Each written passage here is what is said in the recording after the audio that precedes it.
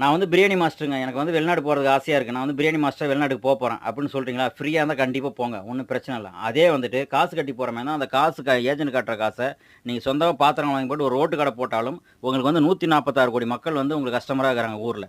So அதனால வந்துட்டு என்னைக்கும் வந்து பசிச்சுனா யாரும் சாப்பிடாமலாம் இருக்க மாட்டாங்க. நீங்க வந்து கஸ்டமர்ட்ட வந்து ஒரு தாய்க்கும், ஒரு குழந்தைக்கும் உள்ள ஒரு உறவு மாரி நீங்க வந்து நடந்துக்கணும். அத விட்டுட்டு இல்ல அப்படி இப்படின்னு அடாவடியாலாம் நடந்துக்கக்கூடாது. அப்பதான் நீங்க நல்லபடியா அவங்கள கவனிக்கும்போது கஸ்டமர் வந்து இன்கிரீஸ் ஆயிட்டே இருப்பாங்க. ஒரு நாளைக்கு வந்து வெளிநாட்டுக்கு வந்தா இவ்வளோ தான் சம்பளம். அதே ஊர்ல பிசினஸ் ஆரம்பிச்சா, ஒரு நாளைக்கு ஏற்றமும் இருக்கும், ஒரு நாள் இறக்கமும். ஆனா கடைசி மினிட்ல வந்து பயங்கரமா வந்துருங்க. இது எப்படி நீ சொல்ற அப்படின்னா, ஆர்ஆர் பிரியாணி எடுத்துக்கங்க. அவர் ஒரு ரோட்டு கடைல ஆரம்பிச்சாரு. இன்னைக்கு என்ன லெவல்ல இருக்கிறாரு. அப்ப நான் வெளிநாட்டுக்கு வர ஆர்ஆர் பிரியாணி மாரி நீங்களும் சக்சஸ் குடுத்துட்டு வெளிநாட்டுக்கு அவரு எப்படி சுத்தி சுத்தி ஊர சுத்தி வர்றாரோ, அது மாரி நீங்களும் சுத்துங்க. ஜெயிச்சவங்க எங்கேனாலும் போலாம் வரலாங்க. ஆனா வந்து நீங்க உள்ள வெளிநாடு வேலை அப்படிங்கும்போது, உங்களுக்கு வந்து ஒரு ரவுண்டுக்குள்ள தான் இருக்கணும்.